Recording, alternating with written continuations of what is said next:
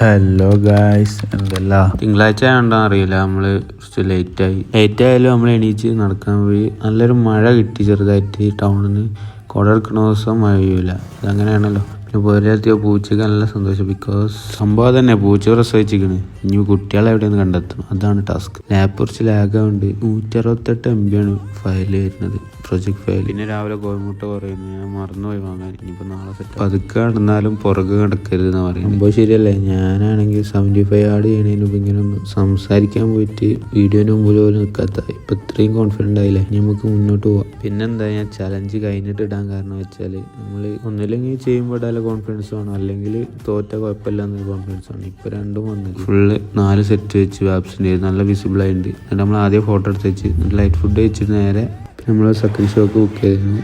ഇപ്പോൾ ലേറ്റായിട്ട് നാളെ എണീക്കും അറിയില്ല, പക്ഷെ നമ്മൾ എണീക്കും. Super movie